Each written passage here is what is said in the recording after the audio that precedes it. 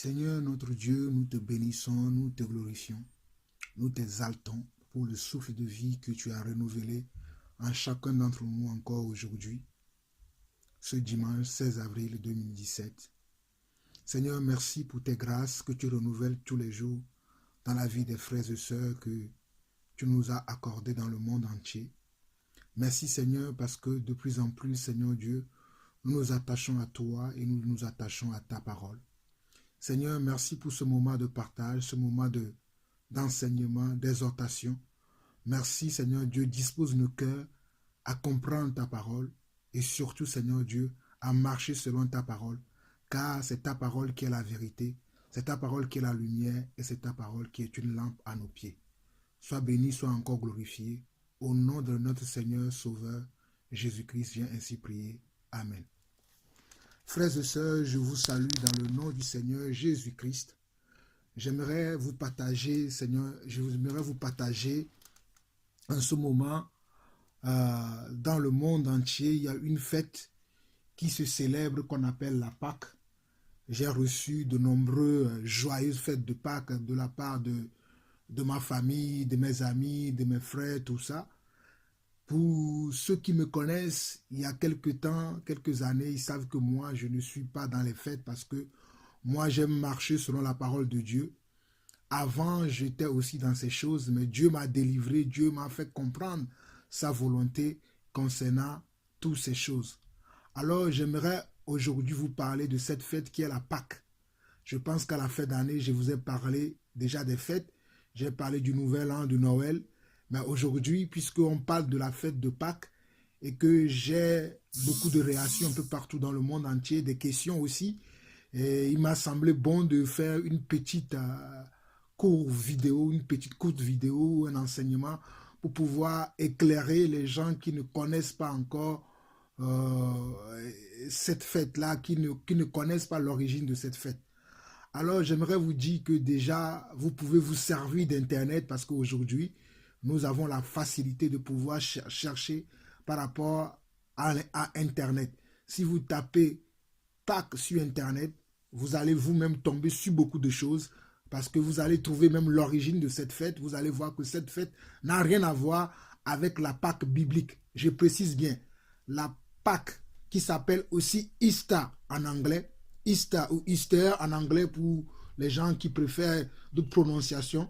Je dis bien la Pâque ou Easter n'a rien à voir avec la Pâque biblique. Et vous pouvez vous-même faire des recherches, vous qui avez accès à Internet, vous qui pouvez utiliser Internet, vous allez vous-même trouver que cette fête n'a rien à voir avec la fête de la Pâque qui a été célébrée dans la Bible. Mais que nous ne célébrons plus aujourd'hui, car Christ est notre Pâque aujourd'hui. Nous n'avons plus besoin de célébrer cette fête. Donc, j'aimerais, pour commencer cet petit enseignement, vous lire quelques passages de la Bible. Il y en a tellement, il y en a beaucoup, mais puisque je ne veux pas que cet enseignement puisse durer très longtemps, je vais l'écourter. Donc, je vous conseille vous-même d'aller lire tous les chapitres que je vais pouvoir partager, d'ailleurs les méditer vous-même personnellement, afin de comprendre quelle est la pensée de Dieu par rapport à la fête de Pâques. Voilà. Donc, nous allons commencer par Exode chapitre 12. La première apparition de cette fête qui est la fête de Pâques est apparue dans Exode chapitre 12.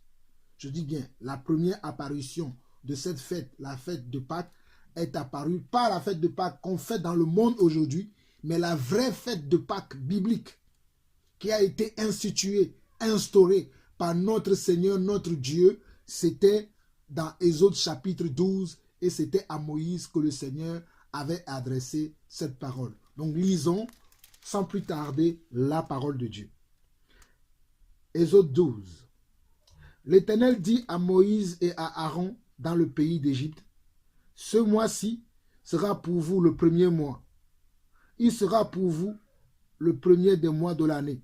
Parlez à toute l'assemblée d'Israël et dites, le 10e jour de ce mois, on prendra un agneau pour chaque famille, un agneau pour chaque maison. Si la maison est trop peu nombreuse pour un agneau, on le prendra avec son plus proche voisin, selon le nombre des personnes. vous compterez pour cet agneau d'après ce que peut manger. D'après ce que chacun peut manger. Ce sera un agneau sans défaut, mâle, âgé d'1 an. Vous pourrez prendre un agneau ou un chèvreux. Vous le garderez jusqu'au 14e jour de ce mois et toute l'assemblée d'Israël l'immolera entre les 2 soirs. On prendra de son sang et on mettra sur les 2 poteaux et sur les linteaux de la porte des maisons où on le mangera. Cette même nuit, on en mangera la chair rôtie au feu, on la mangera avec des pains sans levain et des herbes amères. Vous ne le mangerez point à demi cuit et bouilli dans l'eau, mais il sera rôti au feu avec la tête, les jambes et l'intérieur. Vous n'en laisserez rien jusqu'au matin, et s'il en reste quelque chose le matin, vous le brûlerez au feu. Quand vous le mangerez, vous aurez vos reins sains, vos souliers aux pieds et votre bâton à la main, et vous le mangerez à la hâte. C'est la Pâque de l'Éternel. C'est la Pâque de l'Éternel. Cette nuit-là, je passerai dans le pays d'Égypte et je frapperai tous les premiers-nés du pays d'Égypte, depuis les hommes jusqu'aux animaux, et j'exercerai des jugements contre tous les dieux de l'Égypte. Je suis l'Éternel. Le sang vous servira de signe sur les maisons où vous serez. Je verrai le sang et je passerai par-dessus vous, et il n'y aura point de plaie qui vous détruise quand je frapperai le pays d'Égypte. Vous conserverez le souvenir de ce jour et vous le célébrerez par une fête en l'honneur de l'Éternel. Vous le célébrerez comme une loi perpétuelle pour vos descendants. Pendant 7 jours, vous mangerez des pains sans levain. Dès le premier jour, il n'y aura plus de levain dans vos maisons, car toute personne qui mangera du pain levé du premier jour au 7e jour sera retranchée d'Israël. Le premier jour, vous aurez une sainte convocation, et le 7e jour, vous aurez une sainte convocation. On ne fera aucun travail ces jours-là. Vous pourrez seulement préparer la nourriture de chaque personne. Vous observerez la fête des pains sans levain, car c'est en ce jour même que j'aurai fait sortir vos armées du pays d'Égypte. Vous observerez ce jour comme une loi perpétuelle pour vos descendants. Le premier mois, le 14e jour du mois, au soir, vous mangerez des pains sans levain jusqu'au soir du 21e jour. Pendant 7 jours, il ne se trouvera point de levain dans vos maisons, car toute personne qui mangera du pain levé sera retranchée de l'assemblée d'Israël. Que ce soit un étranger ou un indigène, vous ne mangerez point de pain levé dans toutes vos demeures, vous mangerez des pains sans levain, vous mangerez des pains sans levain. Bon, je pourrais continuer jusqu'à la fin, mais je m'arrête là et vous-même vous pouvez lire après tout le chapitre. Mes frères et sœurs qui fêtaient la Pâque aujourd'hui, qui envoyaient des messages aux gens, bonne fête de Pâques. Ce n'est pas mauvais, mais il faut connaître l'origine des choses. Il faut savoir si ce que nous faisons, cela est juste, cela est vrai et cela est bon devant le Seigneur. Je me rappelle que lorsque je faisais mes études, mon école biblique pour devenir pasteur, pour être un prédicateur de la parole, on nous a enseigné toutes ces choses à l'école biblique. Mais après que Dieu m'a ouvert les yeux, après que Dieu m'a fait sortir du système religieux, j'ai fait moi-même des études approfondies pour connaître la pensée de Dieu par rapport à toutes ces choses qui se font dans les milieux chrétiens aujourd'hui. Les gens le font sans avoir une conviction de ce qu'ils font. Je dis bien, les gens font des choses, mais ils ne savent même pas ce qu'ils font. Si tu poses la question à quelqu'un aujourd'hui, quelle est la signification de la Pâque, il ne comprendra pas ce que c'est que la Pâque. Pourtant, il fête la Pâque. Il n'y a pas que la Pâque, il y a Noël, il y a Assomption, Pentecôte, il y a plusieurs fêtes que des chrétiens fêtent aujourd'hui sans connaître l'origine, sans savoir le pourquoi. C'est pour cela que mes frères, vous devez vous-même faire des recherches. Vous devez même vous-même faire des recherches pour savoir ce que on vous enseigne aujourd'hui dans les églises, dans les bâtiments, dans les temples faits de mains des hommes. Est-ce que cela est agréable devant Dieu? Parce que nous devons vivre dans ce siècle en faisant uniquement ce qui est agréable devant Dieu. Nous ne pouvons pas faire des choses parce que tout le monde le fait, parce que tout le monde agit de la sorte. Moi aussi, je vais faire comme ça parce que c'est ce qui est à la mode aujourd'hui. Non, nous ne marchons pas par la mode et nous ne marchons pas par la vue. Mais nous marchons par la foi, nous marchons par la parole de Dieu. Frères et sœurs, il est important que je puisse vous dire que nous ne marchons pas par la majorité des choses qui se font sur la terre. Nous savons que dans le monde dans lequel nous vivons, c'est la majorité qui l'emporte. Mais dans le royaume de Dieu, ce n'est pas la majorité qui l'emporte. Dans le royaume de Dieu, c'est la parole de Dieu qui l'emporte. C'est la pensée de Dieu qui l'emporte. C'est les commandements de Dieu qui l'emportent. C'est la façon de faire de Dieu qui l'emporte. C'est pour cela que je précise et je persiste et je signe que nous devons marcher uniquement par la foi et par la parole de Dieu et non pas la mode et non pas ce qui se fait partout aujourd'hui parce qu'un tel fait, dans telle église on fait, dans telle assemblée on fait, moi aussi je vais faire. Non, nous faisons uniquement ce qui est fait dans la parole de Dieu. Alors, je vais revenir pour vous interpréter ces quelques passages que je viens de lire dans Exode chapitre 12, le premier passage dans la Bible dans laquelle on trouve ce mot, la Pâque. On trouve cette fête, la Pâque. À l'époque, le Seigneur Dieu, notre Dieu Tout-Puissant, avait instauré cette fête pour libérer son peuple ou bien pour sauver son peuple parce qu'il avait prévu de pouvoir détruire les enfants des Égyptiens. Et pour ne pas détruire son peuple, pour ne pas détruire ses bien-aimés, Dieu a institué cette fête afin d'épargner son peuple. Alors Dieu, pour sauver son peuple, pour épargner son peuple, va instituer cette fête, va instaurer cette fête, et cette fête qui va devenir une des premières fêtes des Hébreux, des Juifs à l'époque, jusqu'à la venue de notre Seigneur Jésus-Christ. Je dis bien que cette fête va être la fête, la toute première des fêtes que les Juifs, les Hébreux vont célébrer jusqu'à la venue de notre Seigneur Jésus-Christ pour les chrétiens. Mais pour les Juifs qui ne croient pas encore en Jésus-Christ, eux, ils pratiquent encore cette fête, ils fêtent encore ces fêtes-là parce qu'ils n'ont pas reconnu le Seigneur Jésus-Christ comme leur Messie. Ils n'ont pas reconnu le Seigneur Jésus-Christ comme leur Sauveur. Donc, comme ils attendent encore le Messie, comme ils attendent encore leur Sauveur, donc ils sont encore dans les pratiques des lois ou bien des pratiques de l'Ancien Testament. Ils sont encore dans les pratiques de l'Ancien Testament parce qu'ils attendent encore leur Messie. Et je vous parle de cela parce que j'ai été juif pendant 2 années, 2 ans ou 3 ans, un peu plus. J'ai été juif et je pratiquais toutes ces fêtes-là. Je pratiquais toutes ces fêtes.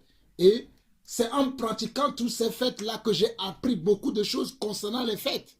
Et lorsque Dieu m'a ouvert les yeux pour que je puisse sortir de tout système religieux, j'ai compris qu'il y a beaucoup de choses que nous faisons sans avoir la certitude. Parce que tout le monde le fait, moi aussi je le fais. Parce que ça se fait partout, moi aussi je le fais. Mais il faut avoir une certitude des choses que nous pratiquons. Il faut savoir que ce que nous faisons, est-ce que cela est vraiment de la volonté de Dieu?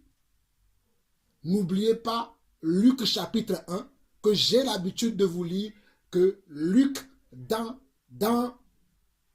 son intervention, dans sa recherche concernant la foi, est parti à l'origine des choses pour savoir si ce qu'on lui a transmis, cela était vrai, cela était exact. Donc tout ce que je vais vous dire ici et tout ce que vous-même vous pouvez, des recherches que vous pouvez faire, cherchez à savoir si toutes ces recherches-là, tout ce que vous trouvez sur Internet ou vous trouvez de gauche à droite, si ces choses-là sont exactes concernant les choses qui se pratiquent dans les religions, dans les églises, dans les bâtiments aujourd'hui, dans les églises, que ce soit le catholicisme, le protestantisme, toutes les formes de religion qu'il y a aujourd'hui, toutes les églises fêtent la Pâque aujourd'hui. Mais les vrais chrétiens, eux, ils font leur Pâque tous les jours. Moi, la Pâque pour moi, c'est tous les jours.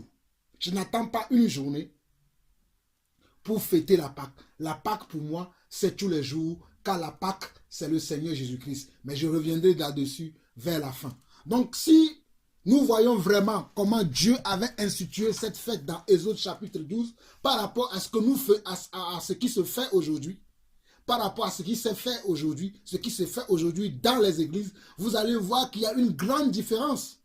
Dans les églises aujourd'hui, on parle de la fête de Pâques. On fête la Pâque. Mais est-ce que cette Pâque-là est fêtée comme ce que nous venons de lire dans la parole de Dieu dans Exode chapitre 12?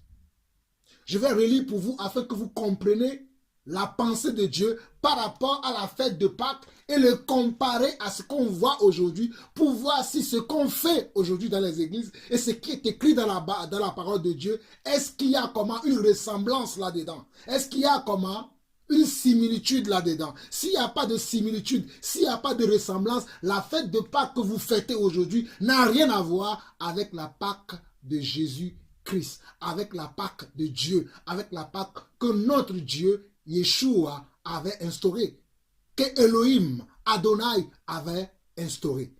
Je vais vous relire la parole.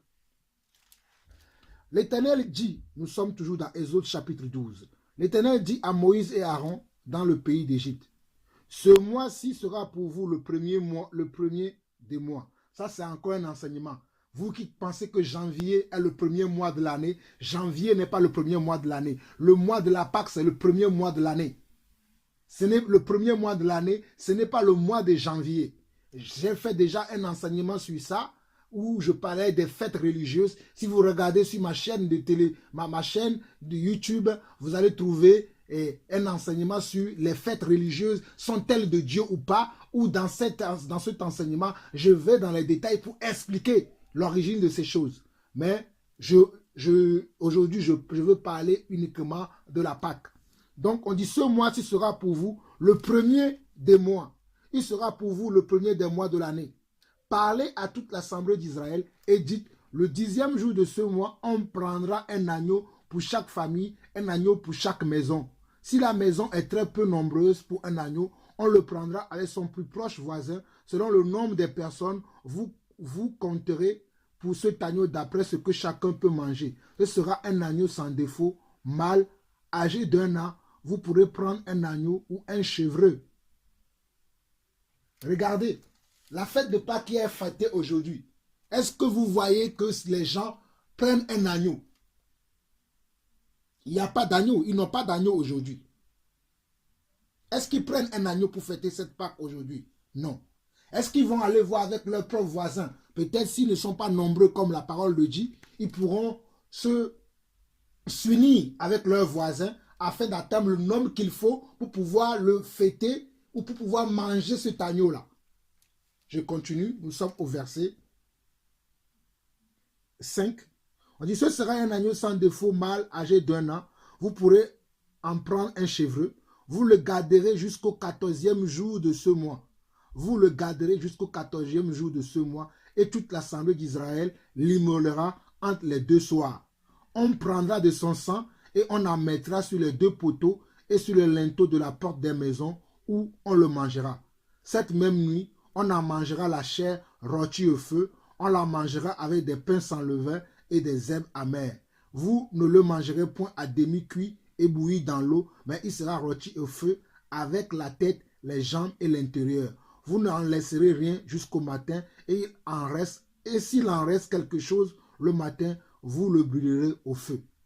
Donc l'animal, c'est-à-dire l'agneau ou le chevreu qui devait être tué, et vous voyez comment Dieu a dit comment on devait tuer l'animal, comment ce qu'on devait faire avec son sang. Le sang de cet animal-là devait être sur les linteaux des portes des Juifs, des portes des Hébreux, parce que quand l'ange destructeur va passer, l'ange destructeur va voir le sang de l'agneau sur les linteaux des portes des Juifs, sur les linteaux des portes des Hébreux, et il va passer outre.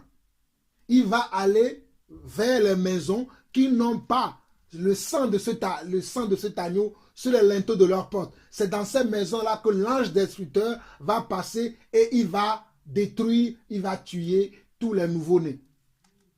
Mais dans la maison des Juifs, dans la maison des Hébreux, puisqu'ils auront le sang des chevreux, les sangs des agneaux qu'ils auront tués déjà, et qu'ils auront mis le sang sur les linteaux de leur porte, servant de signe pour l'ange destructeur que cette maison, que ces maisons-là appartiennent à Dieu, que les habitants de cette maison-là appartiennent à Dieu.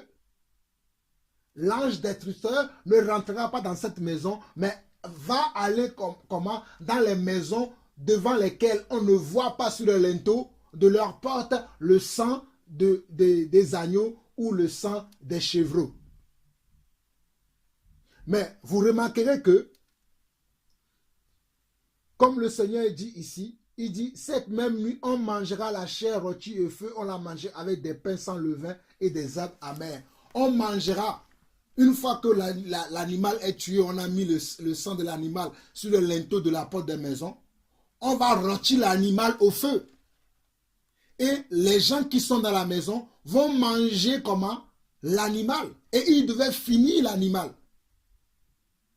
S'ils n'arrivent pas à le finir, comment, qu'est-ce qu'ils doivent faire? Vous le voyez. Il dit, vous le mangerez point à demi-cuit et bouilli dans l'eau, mais il sera rôti au feu avec la tête, les jambes et l'intérieur. Donc ce n'est pas un animal qui doit être cuit, qui doit être bouilli au feu.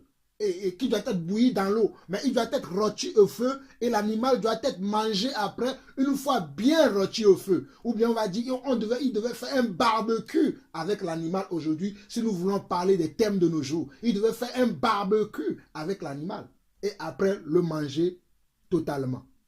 Vous n'en laisserez rien jusqu'au matin et s'il en reste quelque chose le matin, vous le brûlerez au feu. Vous qui fêtez la Pâque aujourd'hui, je vais vous poser la question, comment vous la fêtez? Est-ce qu'elle est semblable à cette fête-là de la Pâque que nous voyons dans la Bible? La Pâque que vous fêtez aujourd'hui, est-ce qu'elle est semblable à cette fête-là? Nous continuons. Quand vous le mangerez, vous aurez vos reins sains, vos souliers, vos souliers aux pieds et votre bâton à la main et vous le mangerez à la hâte. C'est la Pâque de l'Éternel. C'est la Pâque de l'Éternel. Je précise bien, c'est la Pâque de l'Éternel. La Pâque que vous voyez dans le monde n'est pas la Pâque de l'Éternel. Frères et sœurs, soyons sérieux avec Dieu. Soyons sérieux dans les choses de Dieu. La Pâque que nous voyons dans le monde aujourd'hui, dans les églises de nos jours, n'est pas la Pâque de l'Éternel. Parce que la Pâque de l'Éternel est différente de la Pâque des hommes. Ça, c'est une fête païenne qui a été transformée à une fête religieuse, à une fête chrétienne. Mais ce n'est pas la Pâque de mon Seigneur Yeshua, Amashia. Donc, vous ne devez pas fêter les fêtes qui sont des fêtes païennes et croire que vous fêtez la Pâque de Dieu. Regardez, ça, c'est la Pâque de l'Éternel. La Pâque qu'on fête aujourd'hui, est-ce qu'elle est fêtée comme ce que nous voyons dans la Bible aujourd'hui? Je continue. Nous sommes au verset 12 d'Exode. Exode chapitre 12, verset 12. Cette nuit-là, je passerai dans le pays d'Égypte et je frapperai tous les premiers-nés du pays d'Égypte, depuis les hommes jusqu'aux animaux, et j'exercerai des jugements contre tous les dieux de l'Égypte. Je suis l'Éternel. Le sang vous servira de signe sur les maisons où vous serez. Je verrai le sang et je passerai par-dessus, et il n'y aura point de plaie qui vous détruise quand je frapperai le pays d'Égypte. Regardez. Donc, le sang des animaux, je viens d'expliquer cela, on vient de le voir. Le sang des animaux, c'est-à-dire des agneaux ou des chevreux qui seront tués ce jour-là, et on va mettre leur sang sur les linteaux de porte des Hébreux, c'est ça qui va servir de signe entre les enfants de Dieu et Dieu lui-même. Et lorsque Dieu va envoyer l'ange destructeur va voir le sang là sur les linteaux des portes de ses enfants et il ne va pas les détruire. Il va aller détruire toutes les autres maisons qui n'ont pas ce sang. Qui n'ont pas ce sang sur les linteaux de leurs portes. Je dis bien toutes les maisons qui n'ont pas ce sang là sur les linteaux de leur porte, l'ange destructeur va rentrer dans ces maisons-là et il va détruire tout le monde. Il va détruire pas tout le monde, mais il va détruire tous les nouveau-nés. Selon l'histoire dans la Bible. Donc, mes frères et sœurs, vous comprenez que on ne peut pas blaguer avec les choses de Dieu. On ne peut pas faire n'importe quoi avec les choses de Dieu. Toi qui prétends fêter la Pâque aujourd'hui, est-ce que ta Pâque que tu fêtes, elle est conforme à ce qui se fait dans la Bible? Et vous allez voir qu'au travers de cette fête maintenant, Dieu va le faire. Cette fête va devenir une fête comment? Perpétuelle, jusqu'à l'avènement de notre Seigneur Jésus-Christ. Cette fête, c'était la première fois. C'était la première fois que Dieu avait institué cette fête. C'était de cette manière-là. Mais après, elle va devenir une fête solennelle. Elle va devenir une fête perpétuelle, une loi perpétuelle. C'est là que nous allons lire maintenant les versets suivants. Le verset 14, nous sommes toujours dans Exode 12. Vous conserverez le souvenir de ce jour et vous le célébrerez par une fête en l'honneur de l'Éternel. Vous le célébrerez comme une loi perpétuelle pour vos descendants. Comment est-ce que Dieu a fait que cette fête-là est devenue une fête perpétuelle? Cette fête est devenue une fête perpétuelle jusqu'à l'avènement de notre Seigneur Jésus-Christ. J'aimerais bien insister sur ce point.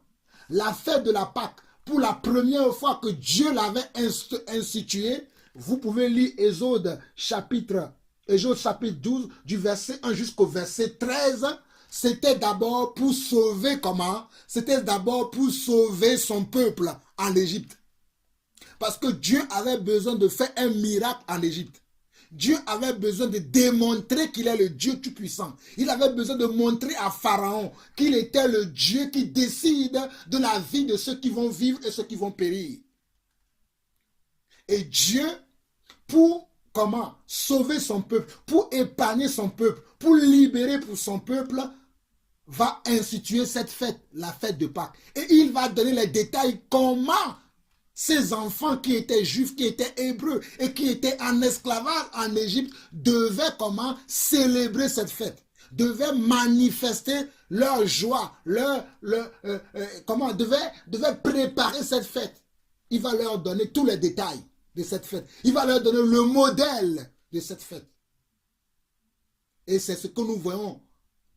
Comme quand il leur dit que non, si une famille n'est pas nombreuse, pour pouvoir prendre un agneau ou un chevreux, il peut le prendre avec son proche voisin et pour pouvoir être le nombre qu'il faut avant de pouvoir prendre le chevreux ou l'agneau. Vous voyez tous ces détails-là. Mais aujourd'hui, la fête de Pâques que nous voyons dans le monde aujourd'hui n'a rien à voir avec celle-là. Je dis bien, elle n'a rien à voir avec celle-là. Maintenant, la première partie, la première option, la première partie de cette fête, c'était pour sauver son peuple. Mais une fois que le peuple est sauvé, Dieu va leur donner comme une loi maintenant. Il va dire maintenant que cette loi, cette fête sera pour vous maintenant une fête que vous devez célébrer chaque année. Et c'était une fête qui était célébrée chaque année chez les Juifs. Et comme je l'ai dit précédemment, les Juifs qui n'ont pas reconnu le Seigneur Jésus comme leur Seigneur et leur Sauveur, fêtent encore de nos jours cette fête. Je dis bien les Juifs qui n'ont pas reconnu le Seigneur Jésus comme leur Seigneur et leur Sauveur, aujourd'hui, ils fêtent encore cette fête. Mais, regardez au verset 14, vous conserverez le souvenir de ce jour et vous le célébrerez par une fête en l'honneur de l'Éternel. Vous le célébrerez comme une loi perpétuelle pour vos descendants. Donc c'est Dieu qui avait institué cette fête pour que cette fête-là soit une fête qui est une fête comment? Perpétuelle. Mais ce n'était pas une fête qui était fêtée en un jour. C'était une fête qui était fêtée, qui devait être célébrée en 7 jours. La fête de la Pâque est une fête qui était comme la fête du tabernacle, comme plusieurs fêtes. Bon, je ne vais pas rentrer sur la fête du tabernacle, mais la fête de la Pâque est une fête qui était célébrée chez les Juifs pendant 7 jours. Et c'était une fête dans laquelle tu ne travailles pas. Moi, je me rappelle lorsque j'étais encore juif, à la fête de la Pâque, pendant 7 jours, tu ne dois pas travailler. Si tu avais un travail, tu prends ton repos, tu prends un repos. C'était une fête qui commençait un vendredi soir et finissait encore comment? Un vendredi soir. Ça commençait un vendredi au clair de la lune ou un samedi au clair de la lune et ça finissait le samedi suivant au clair de la lune, parce que c'était une fête qui devait être célébrée en 7 jours. Et plusieurs années, j'ai célébré la fête de la Pâque quand j'étais perdu, ne connaissant pas que Christ est la fin de toutes ces choses. Quand j'étais juif, j'ai fêté la fête de la Pâque plusieurs fois. Donc je sais de quoi je parle. Et je vous dis que ce n'est pas de la même manière qu'on voit les chrétiens de nos jours aujourd'hui, les catholiques, les adventistes, les protestants, les baptistes, les témoins de Jéhovah, tous les chrétiens de nos jours, tous les religieux de nos jours font cette fête-là aujourd'hui, mais il n'est même pas conforme selon la parole de Dieu. Cette fête de Pâques qu'ils font aujourd'hui n'est même pas conforme selon l'ordonnance que Dieu avait donnée à Moïse. Vous allez me dire que je dis n'importe quoi, je vais vous le lire vous-même. Nous sommes au verset 15 de Exode chapitre 12. Pendant 7 jours, vous mangerez des pains sans levain. Dès le premier jour, il n'y aura plus de levain dans vos maisons, car toute personne qui mangera du pain levé du premier jour au 7e jour sera retranchée d'Israël. Regardez, pendant cette fête-là, on ne doit plus manger quelque chose dans lequel il y a du levain. Aujourd'hui, je vois les gens qui vont manger comment? Des gâteaux de Pâques. Ils vont manger des gâteaux de Pâques. Et vous savez que les gâteaux aujourd'hui, pour faire lever les gâteaux aujourd'hui, il y a comment quoi dedans? Il y a du levain dedans. Vous voyez, des gens aujourd'hui, ils vont manger beaucoup de choses dans lesquelles, même les pains qu'ils vont utiliser à table. Pour nous qui sommes en France, vous connaissez les pains que les Français ils mangent aujourd'hui. Les pains que les Français mangent aujourd'hui. Il y a quoi dedans? Il y a du levain dedans. Le levain qui signifie le péché. Le levain qui signifie quoi? Le péché. Donc vous devez faire quoi? Il dit, pendant 16 jours, vous mangerez des pains sans levain. Dès le premier jour, il n'y aura plus de levain dans vos maisons, car toute personne qui mangera du pain levé du premier jour au 7e jour sera retranchée d'Israël. Le premier jour, vous aurez une sainte convocation, et le 7e jour, vous aurez une sainte convocation. On ne fera aucun travail ces jours-là. On ne fera aucun travail ces jours-là. Pendant ces 7 jours, si tu es médecin, tu dois prendre congé de ton travail. Si tu étais enseignant, tu dois prendre congé de ton travail. Si tu es commerçant, tu fermes tes boutiques. Si tu es agriculteur, tu ne cultives plus la terre, mais tu restes en repos pendant 7 jours. C'est comme ça que la fête de la Pâque était fêtée dans la Bible selon le Seigneur. Nous continuons. Vous pourrez seulement préparer la nourriture de chaque personne. Et pendant cette fête de la Pâque, on préparait simplement ce que nous avons à manger tous les jours pendant ces 7 jours-là. On ne travaille pas, mais on ne fait que manger et on prie pendant ces 7 jours-là. On adore le Seigneur, on prie. Moi, à l'époque, quand j'étais juif, pendant ces 7 jours-là, on était tous ensemble dans le tabernacle, dans le lieu que le souverain sacrificateur, ou bien on appelle le rabbin, a décidé que c'est là où on va faire la fête. Qu'est-ce qu'on faisait? On se rassemblait tous à ce lieu-là, chacun sous sa tente. Et on faisait quoi? On mangeait. Et une fois qu'on a fini de manger, on rentre au temple, on va prier. On sort du temple, on mange. Après avoir mangé, on va prier, on va adorer le Seigneur, on va manger, on va prier, on va adorer le Seigneur pendant 7 jours. On demandait des pardons à nos péchés, on glorifiait le Seigneur, et pendant 7 jours, on faisait cela. Personne ne travaillait. Et je dis bien, personne ne travaillait. Mais aujourd'hui, la fête de la Pâque est fêtée en un seul jour. Un seul dimanche. Bon, il y a un lundi de Pâques, c'est un jour de repos. Mais la fête de la Pâque est fêtée en un seul jour. Est-ce que cela est conforme à la parole? Est-ce que cela est conforme? Si vous voulez même fêter cette fête, qui n'est même plus d'actualité, vous voulez la fêter, mais vous ne la fêtez même pas selon la parole. Parce que les Juifs, ils le font encore selon la parole. Mais vous qui voulez suivre vous qui voulez suivre les choses qui ne sont plus d'actualité, mais vous ne les célébrez même pas selon ce qui est écrit dans la parole. Selon ce qui est écrit dans la parole, cette fête doit être célébrée comment? En 7 jours avec des pains sans levain. On ne doit pas manger quelque chose dans laquelle il y a du levain. On ne doit pas travailler. Beaucoup d'entre nous ont travaillé jusqu'à samedi, jusqu'à vendredi. Mais ils prétendent qu'ils vont fêter. Et là, ils vont fêter qu'aujourd'hui, et demain ou après-demain, ils vont reprendre le travail. Donc, ce n'est pas la Pâque de l'Éternel. Ce n'est pas la Pâque de l'Éternel. Nous allons voir, là où nous avons vu comment cette fête-là doit être fêtée. La fête doit être célébrée. La fête de la Pâque. Nous avons vu son origine, le pourquoi du comment Dieu avait instauré cette fête. Pour la première raison, Dieu voulait comment sauver son peuple. Il voulait libérer son peuple. Il voulait honorer son peuple. Il voulait faire un miracle en Égypte. Il voulait libérer son peuple. Il voulait honorer son peuple. C'était pour la première raison qu'il avait instauré cette fête. Et la deuxième raison, cette fête est devenue comment? Une fête comment? Perpétuelle, une loi perpétuelle qui a été instituée par Dieu lui-même. Ce ne sont pas les hommes qui ont institué cela, mais c'est Dieu qui l'avait institué. Mais vous allez me dire pourquoi cette fête qui est perpétuelle n'est plus encore d'actualité aujourd'hui. Mais nous allons le voir dans la suite. Nous continuons pour voir. Nous allons voir dans Lévitique 23. Lévitique 23 qui parle aussi des fêtes que les fêtes que le Seigneur a données à son peuple. Et je ne vais pas parler de toutes les fêtes, mais je vais rester que sur la fête de la Pâque.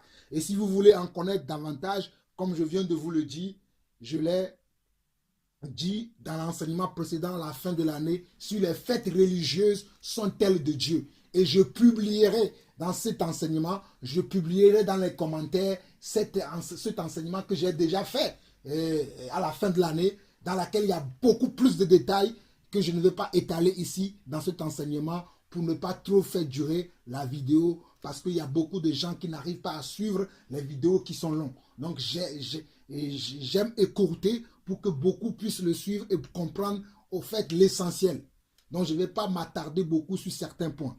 Alors, nous sommes dans Lévitique 23 maintenant. Lévitique 23. Nous allons lire à partir du verset 4. Voici les fêtes de l'Éternel, les saintes convocations que vous publierez à leur temps fixé. Donc, il y avait un temps fixé pour chaque fête. Il y avait un temps fixé pour chaque fête. Voici les fêtes de l'Éternel, les saintes convocations que vous publierez à leur temps fixé. Le premier mois, le 14e jour du mois, entre les deux soirs, ce sera la fête de la Pâque de l'Éternel. Regardez, le premier mois, le 14e jour du mois, entre les deux soirs, ce sera la Pâque de l'Éternel. Donc, la Pâque de l'Éternel était fêtée comment? Le premier mois de l'année. Et pour nous, le premier mois de l'année n'est pas janvier.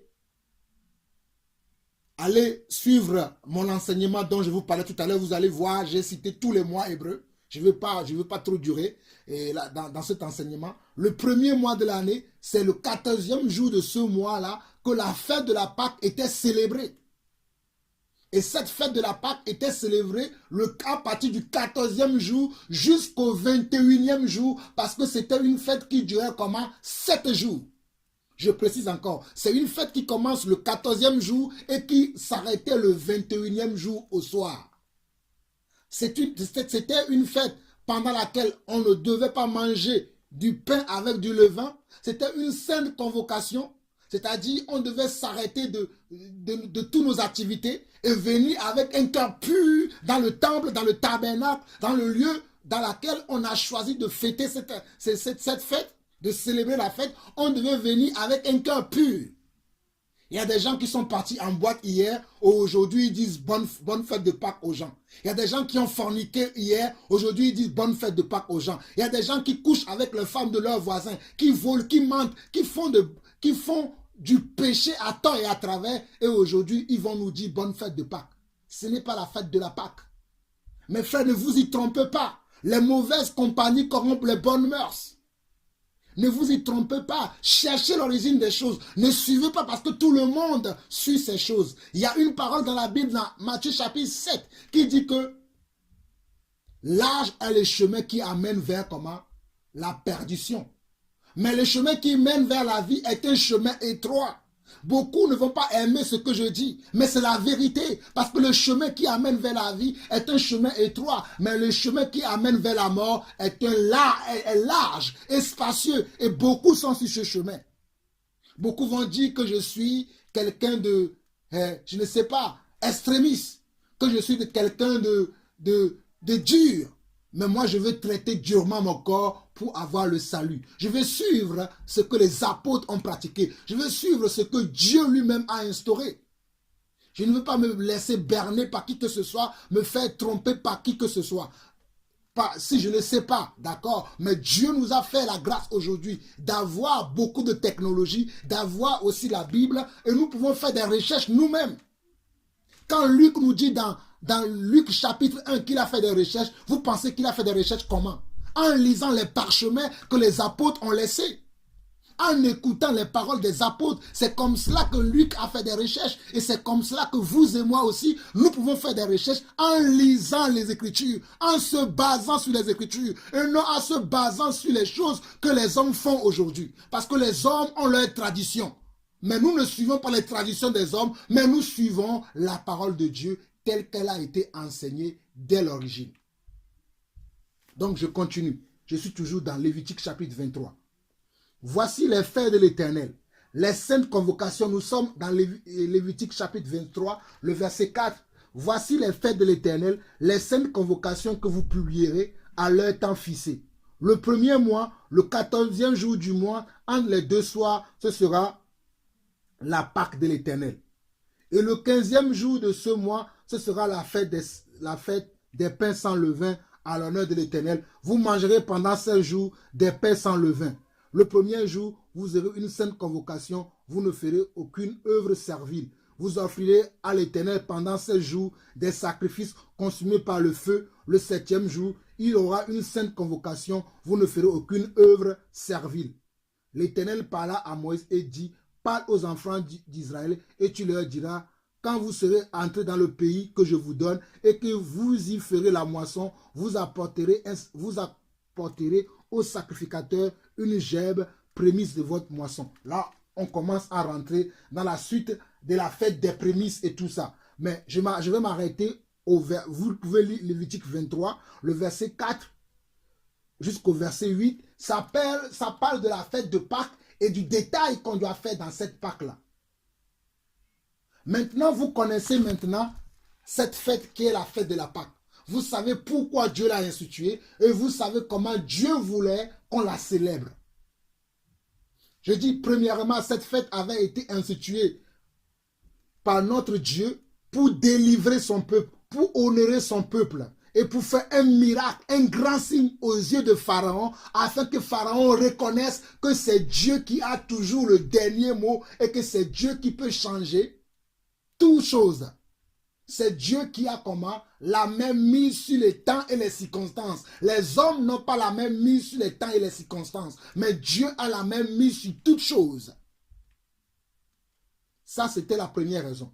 La deuxième raison, il leur a donné cela aussi comme une fête. Afin que, pendant cette fête-là, que le peuple puisse venir devant lui et s'humilier. Que le peuple puisse venir devant lui offrir des sacrifices. Parce que pendant cette fête, tous les jours de cette fête, le souverain sacrificateur entrait dans le lieu saint et tuait tous les jours comment? Les taureaux, les agneaux, les choses que vous connaissez, que nous allons voir tout de suite dans le livre d'Hébreux. Il rentrait chaque jour pour offrir comment? Les taureaux, les vaches, et les agneaux, et les béliers, tout ça. Mais ces animaux ne peuvent pas ôter le péché de l'homme. Ça permettait à Dieu de ne pas considérer, mais cela ne peut pas ôter le péché de l'homme. Ça m'amène tout de suite à aller dans Hébreux pour que vous puissiez comprendre. Allons dans Hébreux chapitre 7. Hébreux chapitre 7. Hébreux chapitre 7.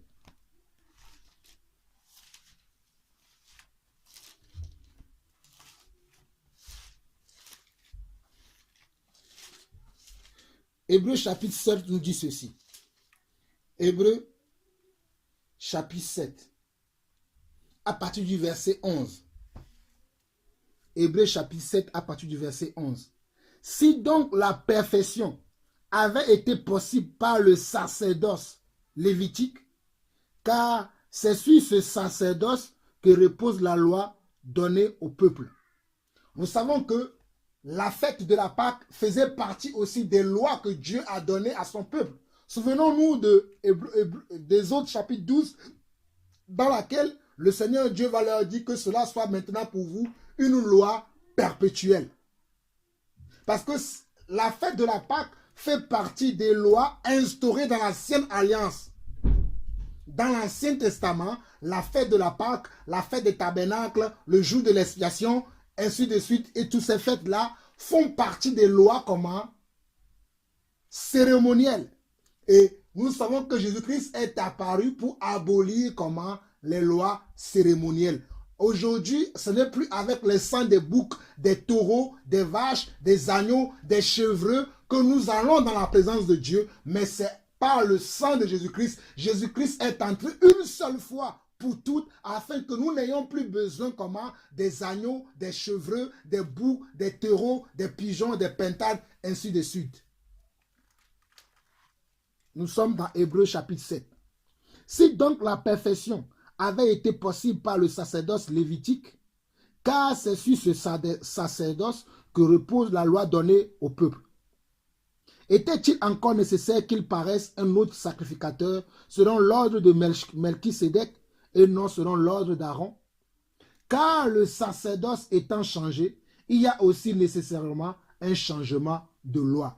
Car le sacerdoce a été comment? Changé. Le sacerdoce lévitique qui reposait sur les lois cérémonielles, les lois sacrificielles, qui reposait sur les lois perpétuelles, ont été abolis. Aujourd'hui, nous ne dépendons plus des lois cérémonielles. Mais pour aller dans la présence de Dieu, nous avons besoin simplement d'invoquer le nom de Jésus-Christ. Car quiconque invoquera le nom du Seigneur Jésus sera sauvé. Et tout ce que vous demanderez à mon nom, je le ferai. Jean 14.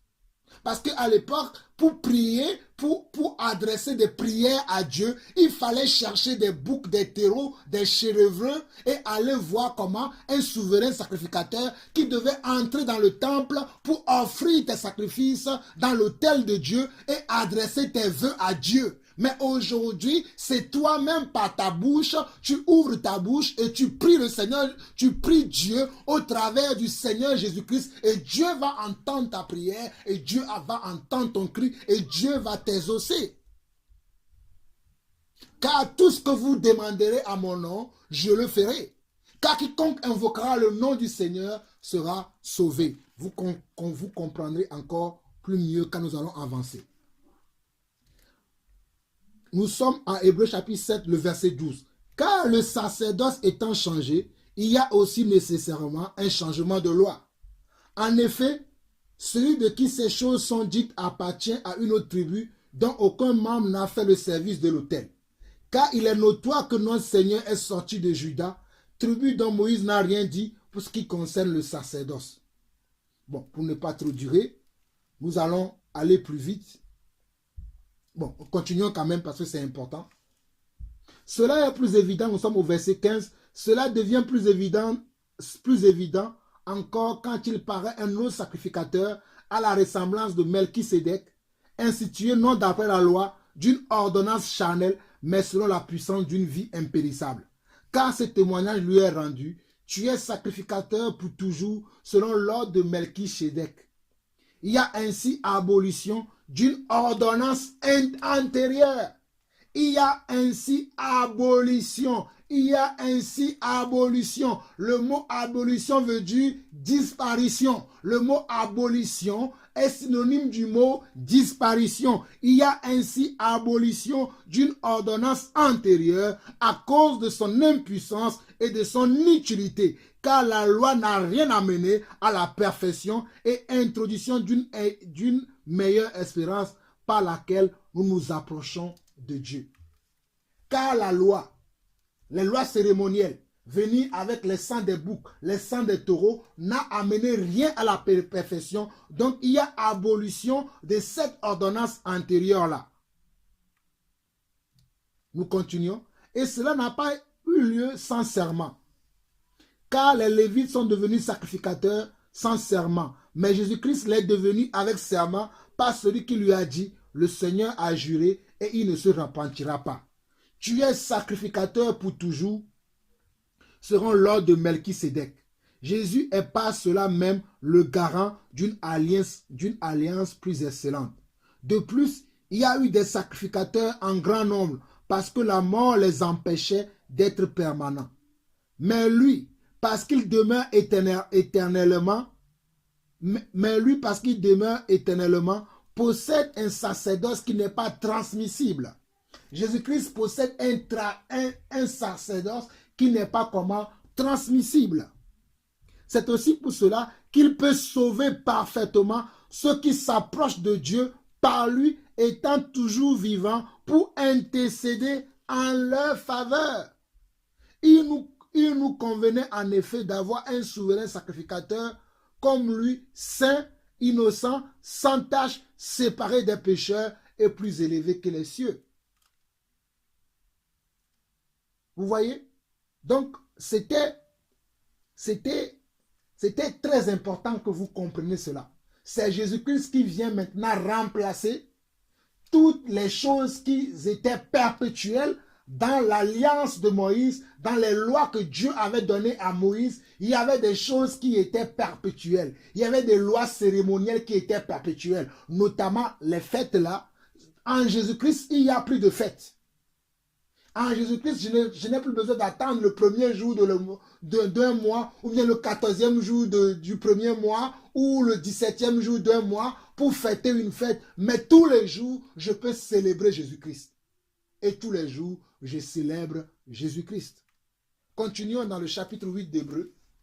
Il dit, le point capital de ce qui vient d'être dit, c'est que nous avons un tel souverain sacrificateur qui est assis à la droite du trône de la majesté divine dans les cieux, comme ministre du sanctuaire et du véritable tabernacle qui a été dressé par le Seigneur et non par un homme. Tout souverain sacrificateur est établi pour présenter les offrandes et des sacrifices. Il est donc nécessaire que celui-ci ait aussi quelque chose à présenter. S'il était sur la terre, il ne serait même pas sacrificateur, puisque là sont ceux qui présentent les offrandes selon la loi. Il célèbre un culte, image et ombre des choses célestes, comme Moïse en fit divinement averti lorsqu'il allait construire le tabernacle. Aie soin, lui dit-il, de tout faire d'après le modèle qui t'a été montré sur la montagne. Regardez, aie soin de faire les choses d'après le modèle qui t'a été montré sur la montagne. Mais le modèle de la fête de la Pâque, est-ce que c'est le modèle que nous voyons aujourd'hui dans les assemblées? Absolument non, mes frères. Le modèle de la fête de la Pâque aujourd'hui n'a rien à voir avec le modèle de la fête de la Pâque de la Bible. Il y a même les œufs de Pâques aujourd'hui. Il y a des chocolats de Pâques. Il y a de n'importe quoi aujourd'hui. Ce qui n'a rien à voir avec la fête de la Pâque de Dieu. Comme j'ai dit, je ne veux pas trop rester sur ces choses, j'avance. Verset 6. Mais maintenant, il a obtenu un ministère d'autant supérieur qu'il est le médiateur d'une alliance plus excellente qui a été établie sur de meilleures promesses. En effet, si la première alliance avait été sans défaut, il n'aurait pas été question de la remplacer par une seconde. La première alliance nous parle de quoi? Nous parle des lois cérémonielles, des choses qui se faisaient dans la loi. Il est question ici de la remplacer parce que cette alliance-là avait des défauts. C'est pour ça qu'on nous dit ici, en effet, si la première alliance avait été sans défaut, il n'aurait pas été question de la remplacer par une seconde. Mais comme il y avait des défauts, comme ce n'était pas parfait, mais c'est Christ qui était parfait, et c'est Christ qui devait remplacer toutes ces choses, c'est pour cela que c'est au nom de Jésus-Christ aujourd'hui que ni en Christ, ni en Jésus-Christ, les jours n'ont plus de valeur, les fêtes n'ont plus de valeur, mais c'est Jésus-Christ seul. C'est Yeshua HaMashiach seul qui a de la valeur aujourd'hui. Oh mes frères, j'aime parler de Yeshua HaMashiach, j'aime parler de Jésus-Christ, parce que Jésus-Christ est celui qui nous a aimés avant la fondation du monde. Il est le sauveur de l'humanité, il est le roi des rois, il est le tout-puissant, il est, l'immortel, Adonai, c'est lui. C'est lui qui est mort à la croix pour nos péchés. C'est lui qui pardonne nos péchés. C'est lui qui vient à notre secours quand nous l'appelons. Donc c'est lui qui est sans défaut. Nous allons avancer parce qu'il y a tellement de choses à lire. Et comme je ne veux pas que la vidéo dure longtemps, parce que je veux que cela soit bref, nous sommes déjà à 50 minutes. Donc je vais avancer. Nous allons dans Hébreux chapitre 9. Hébreux chapitre 9 nous dit ceci. La première alliance, on nous parle toujours, la première alliance parle toujours de quoi? Des lois cérémonielles, sacrificielles, des lois qui ont tendance dans lequel on pratiquait des sacrifices dans l'autel, dans le tabernacle de Dieu, dans le lieu très saint. Donc, il est question de cette alliance-là. Donc, nous sommes dans Hébreux chapitre 9. La première alliance avait donc des ordonnances relatives au culte et un sanctuaire terrestre. En effet, un tabernacle fut construit dans la partie antérieure appelée le lieu saint, était le chandelier, la table et les pains de proposition. Derrière le second voile se trouvait la partie du tabernacle appelée le Saint des Saints, renfermant l'encensoir d'or pour les parfums et l'arche de l'alliance entièrement recouverte d'or. Il y avait dans l'arche un vase d'or contenant la manne, la verge d'Aaron qui avait fleuri et les tables de l'alliance. Au-dessus de l'arche étaient les chérubins de la gloire couvrant de leur ombre le propitiatoire. Ce n'est pas le moment de parler en détail là-dessus. Vous voyez, même celui qui a écrit le livre d'Hébreux dit que ce n'est pas le moment de parler de détails là-dessus pour savoir comment tuer les animaux, c'était quel animal. Ce n'est pas important. Ce n'est pas le moment de parler en détail sur ces choses. Or, ces choses étaient ainsi disposées. Les sacrificateurs qui font le service entrent en tout temps dans la première partie du tabernacle. Et dans la seconde, le souverain sacrificateur seul entre une fois par an, non sans y porter du sang qu'il offre pour lui-même et pour les péchés du peuple. Le Saint-Esprit montrait par là que le chemin du lieu très saint n'était pas encore ouvert tant que le premier tabernacle subsistait. C'est un symbole pour le temps présent. Il signifie que les dons et sacrifices présentés ne peuvent rendre parfait sous le rapport de la conscience celui qui rend ce culte. Regardez, la parole, elle est claire. C'est un symbole pour le temps présent. Il signifie que les dons et les présents, les dons et les sacrifices présentés ne peuvent rendre parfait sous le rapport de la conscience celui qui rend ce culte. Donc, toutes les personnes qui rendaient leur culte au travers de ces sacrifices, au travers de ces dons, toutes les personnes qui venaient avec leurs taureaux, leurs boucs, leurs chevreux, leurs agneaux, pour voir les souverains sacrificateurs qui va entrer maintenant dans le lieu très saint pour offrir ces taureaux à Dieu sous l'autel. Mais on nous dit que cela ne peut pas rendre comment? Parfait sous le rapport de la conscience. Il n'y a que le sang de Jésus-Christ qui est parfait. Il n'y a que le sang de l'agneau qui est parfait. Il n'y a que le sang de Yeshua. Le sang de Yeshua qui est le sang parfait, qui peut nous laver de tout péché, qui peut laver notre conscience. Le sang de Jésus, le sang de l'agneau. Il fallait que Jésus-Christ meurt à la croix pour nous. Il fallait que Yeshua Mashiach vienne sur cette terre et qu'il meure à la croix pour tes péchés, pour mes péchés, pour les péchés de l'humanité. Parce que son sang était le sang parfait. Parce que Jésus-Christ était comment? Était quelqu'un qui était parfait. Parce que les animaux qu'on amenait au souverain sacrificateur à cette époque-là, de ces alliances, ces animaux devaient être des animaux sans défaut, sans tache. Si tu amenais un animal borgne au souverain sacrificateur, il devait te chasser avec l'animal. Si tu amenais un animal chétif, il devait te chasser avec l'animal. Malgré cela, cela ne pouvait pas comment rendre parfait sous le rapport de la conscience de l'homme. La conscience de l'homme restait toujours quand même souillée. Donc, nous étions au verset 9. C'est un symbole pour le temps présent. Il signifie que les dons et sacrifices présentés ne peuvent rendre parfait sous le rapport de la conscience celui qui rend ce culte. Ils étaient avec les aliments, les boissons et les diverses ablutions, des ordonnances charnelles imposée seulement jusqu'à une époque de réformation. Et l'époque de réformation, c'est la venue du Seigneur Jésus-Christ. Mais Christ est venu comme souverain sacrificateur des biens à venir. Il a traversé le tabernacle plus grand et plus parfait, qui n'est pas construit de main d'homme, c'est-à-dire qui n'est pas de cette création.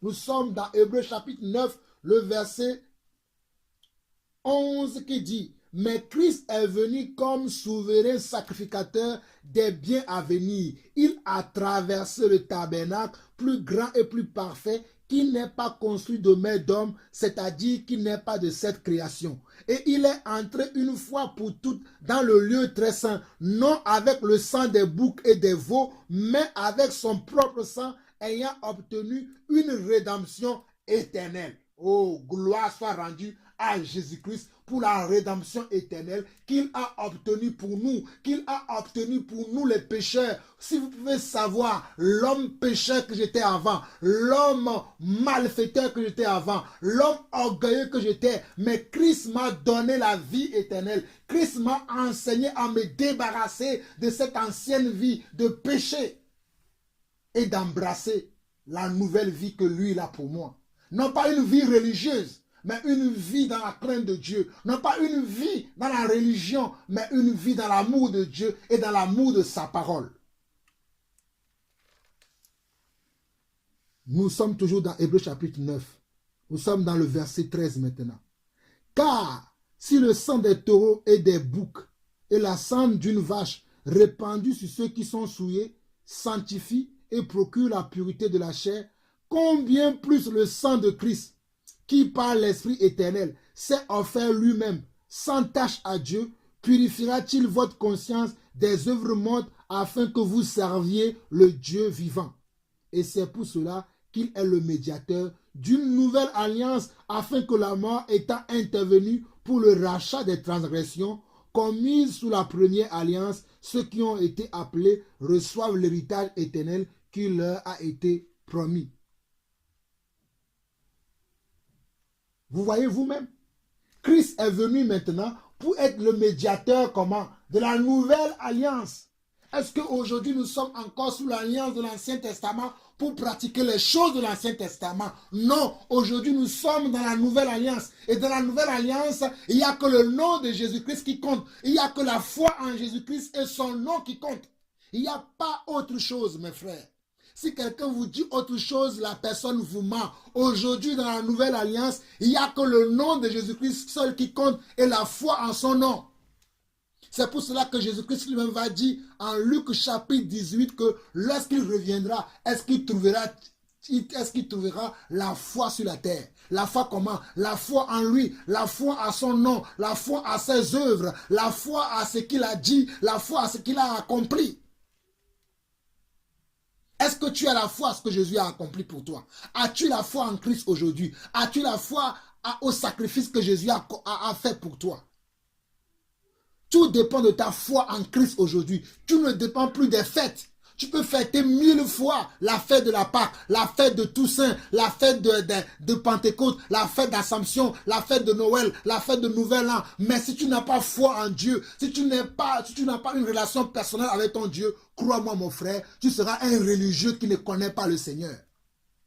Et en fin de compte, le Seigneur Dieu te dira, éloigne-toi de moi, je ne te connais pas. Parce que depuis que tu as été sur terre, tu n'as jamais cherché à me connaître. Tu n'as jamais cherché à connaître mes voies. Tu n'as jamais cherché à connaître mes volontés. Alors que la volonté de Dieu, les voies de Dieu se trouvent dans sa parole qui est la Bible. Dieu nous parle au travers de sa parole. C'est pour cela que dans Romains chapitre 10, la Bible dira que comment les gens croiront-ils s'il n'y a pas ceux qui sont appelés? Comment les gens croiront-ils? C'est pour ça que Dieu a appelé les uns comme apôtres, les autres comme prophètes, les autres comme évangélistes, les autres comme docteurs et pasteurs, afin qu'on puisse apporter le message. Mais sachez qu'il y a des bons pasteurs et des faux pasteurs. Sachez qu'il y a des pasteurs qui sont appelés selon Dieu, qui enseignent selon Dieu, qui enseignent la saine doctrine, qui enseignent les voies de Dieu, qui enseignent la marche à suivre de Dieu, et d'autres qui vous enseignent le monde. À vous maintenant de choisir ceux que vous voulez suivre. Si vous voulez suivre ceux qui enseignent le monde, Vous êtes libre. Si vous voulez suivre ceux qui enseignent la vie de Dieu, la parole de Dieu, l'amour de Dieu, la façon de Dieu de faire les choses, c'est à vous aussi de choisir. Chacun est libre aujourd'hui. Mais sachez simplement qu'à un jour, Dieu jugera tout le monde. Que ce soit ceux-là qui sont appelés pour enseigner la parole de Dieu, que ce soit les hommes et les femmes sur cette terre, tout le monde passera devant le tribunal de Christ. Mais quand tu passeras devant le tribunal, qu'est-ce que le Seigneur Dieu peut dire de toi? Puisque pendant que tu étais sur terre, as-tu cherché Dieu? As-tu cherché Dieu lorsque tu étais sur terre? Donc il est temps pour toi aujourd'hui de chercher Dieu et de connaître sa volonté. Il est temps pour toi que tu fuis la religion, mais que tu arrives à rencontrer Dieu. Oh, il faut que tu rencontres Dieu. Je connais quelqu'un dans la vie qui s'appelle Zachée. Zachée qui était petit de taille, mais il a voulu rencontrer Dieu. Et comme il a voulu rencontrer Dieu, qu'est-ce qu'il a fait? Oh, il s'est préparé pour rencontrer Dieu. Il a vu qu'il y avait beaucoup de personnes autour de Jésus-Christ. Et à cause de sa taille, il ne pouvait pas voir Jésus. Donc il a fait quoi? Il s'est préparé. Quelle est la préparation qu'il a fait? Il est monté dans un sycomore. Afin que lorsque Jésus-Christ passe, pour que Jésus-Christ puisse le voir. Que fais-tu toi pour que Jésus-Christ puisse te voir? Que fais-tu pour que Jésus-Christ puisse voir ta foi? Que fais-tu, mon frère? Que fais-tu, ma soeur? Tu continues à vivre dans le monde comme tout le monde, comme monsieur tout le monde, mais tu n'as pas le droit de vivre cette vie. Car crois-moi, ou si tu le veux, si tu ne veux pas croire, fais comme tu veux. Mais il y a un jour où Dieu te dira, tu as vécu sans moi. Tu as vécu sans avoir cherché celui qui t'a créé. C'est moi qui t'ai créé. Tu as vécu sans me chercher. Tu as vécu selon toi-même. Tu as vécu selon les principes de ce monde et selon mes principes. Alors éloigne-toi de moi. Ce sera trop tard pour toi. Mais aujourd'hui, si tu écoutes cette parole, aujourd'hui, si tu entends sa voix, n'endurcis pas ton cœur, va vers Jésus-Christ. Il a les bras ouverts aujourd'hui pour t'accueillir. Il veut accueillir tous ses enfants. Il veut accueillir tout le monde. Oh, il dit, venez à moi, vous tous qui êtes fatigués et chargés de vos péchés. Venez et moi, je vais vous soulager. C'est ce que lui-même, il a dit. Il n'a pas dit, allez dans les églises. Il a dit, venez à moi. Aujourd'hui, les gens pensent que c'est l'église qui sauve. Il n'y a pas d'église, ce n'est pas l'église qui sauve. C'est toi qui dois chercher Christ pour devenir l'église. Parce que l'église veut dire quoi? Quelqu'un en qui l'Esprit de Dieu habite. Le mot église veut dire quelqu'un qui est sorti du monde, qui est sorti du système du monde. C'est ça ce que veut dire le mot église, ecclésia. Ecclésia veut dire quelqu'un qui est appelé à sortir du monde et à rentrer dans le royaume de Dieu. Ecclésias veut dire quelqu'un qui est appelé à sortir du monde, à sortir du système mondain, à sortir du système des traditions et à venir dans le royaume de Dieu et à embrasser la pensée de Dieu, la mentalité de Dieu, les convictions de Dieu et à marcher selon ses convictions. C'est ça ce qui veut dire l'église. Mais aujourd'hui, on nous a dit que l'église, c'est d'aller à l'église le dimanche et tu seras sauvé. Mon frère, tu peux aller à l'église 7 jours sur 7, mais si tu ne connais pas le véritable Dieu, si tu ne connais pas la véritable parole de Dieu, tu seras perdu parce que tu n'as jamais cherché à le connaître. Tu t'es laissé berner, tu t'es laissé duper, tu t'es laissé tromper. Dieu te dira, je t'ai donné la sagesse. J'ai envoyé des vrais prédicateurs sur la terre. J'ai envoyé mes envoyés pour vous prêcher l'évangile, mais vous n'avez jamais aimé écouter la vérité. Et Dieu te dira, éloigne-toi de moi. La fête de la Pâque, comme elle est faite dans le monde aujourd'hui, n'est pas de Dieu. Ne fêtez pas ces fêtes païennes en croyant que vous célébrez le Seigneur. Nous revenons dans Hébreux chapitre 9. Le verset 16 dit, nous sommes dans Hébreux chapitre 9, le verset 16 dit, car là où il y a un testament, il est nécessaire que la mort du testataire soit constatée. Car là où il y a un testament, il est nécessaire que la mort du testateur soit constatée. Un testament, en effet, n'est valable qu'en cas de mort, puisqu'il n'a aucune force tant que le testateur vit. Voilà pourquoi c'est avec du sang que même la première alliance fut inaugurée. Ah, on nous parle de la première alliance. La première alliance, c'était quoi? C'était celui de Exode chapitre 12 où le Seigneur avait dit à son peuple que vous allez mettre le sang de comment? des chevreaux et des agneaux sur les linteaux de votre porte. C'est ça qui avait inauguré la première alliance. La première alliance a été inaugurée par le sang. Oh my God! Oh, alléluia! Merci Seigneur pour la révélation de ta parole. La première alliance avait été inaugurée par le sang. Donc la deuxième alliance qui est bâtie, qui est construite sur Jésus-Christ devait être aussi inaugurée par quoi? Par le sang. Par le sang de qui? Le sang de Jésus lui-même. Par le sang de qui? Le sang de celui qui est sans défaut. Le sang de celui qui est sans tache. Le sang de celui qui est sans péché. Jésus-Christ sans péché. La Bible nous dit dans comment? Dans 1 Pierre, que dans la boue de Jésus, il ne s'est jamais trouvé un seul péché, une seule fraude. Donc c'était l'homme parfait. C'était l'homme parfait qui devait nous racheter de notre imperfection. Jésus-Christ, l'agneau immolé. Jésus-Christ, l'agneau de Dieu. Jésus-Christ, l'agneau parfait. Celui qui nous rachète de nos péchés. C'est lui qui nous rachète de nos péchés. C'est lui qui nous rachète de nos péchés. C'est lui qui est le chemin, la vérité et la vie. On continue. Nous sommes toujours dans Hébreux chapitre 9. Je vais lire du verset 16 jusqu'au verset... jusqu'à ce que le Seigneur m'arrête. Car là où il y a un testament, il est nécessaire que la mort du testataire soit constatée. Un testament, en effet, n'est valable qu'en cas de mort, puisqu'il n'a aucune force tant que le testateur vit. Voilà pourquoi c'est avec du sang que même la première alliance fut inaugurée. Moïse, après avoir prononcé devant tout le peuple tous les commandements de la loi, prit le sang des veaux et des boucs avec de l'eau, de la laine écarlate et de l'hysope. Et il fit l'aspersion sur le livre lui-même et sur tout le peuple en disant, « Ceci est le sang de l'alliance que Dieu a ordonné pour vous. » Il fit pareillement l'aspersion avec le sang sur le tabernacle et sur tous les ustensiles du culte.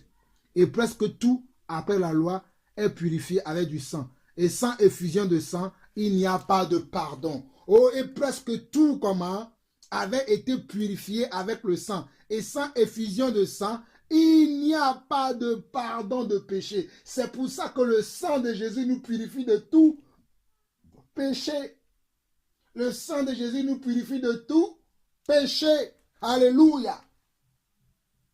Verset 23. Il est donc nécessaire, puisque les images des choses qui sont dans les cieux devaient être purifiées, de cette manière que les choses célestes elles-mêmes le soient par des sacrifices plus excellents que ceux-là. Car Christ n'est pas entré dans un sanctuaire fait de mains d'hommes en imitation du véritable, mais il est entré dans le ciel même afin de comparaître maintenant pour nous devant la face de Dieu. Et ce n'est pas pour s'offrir lui-même plusieurs fois qu'il est entré comme le souverain sacrificateur entre chaque année dans le sanctuaire, mais pour offrir un autre sang que le sien.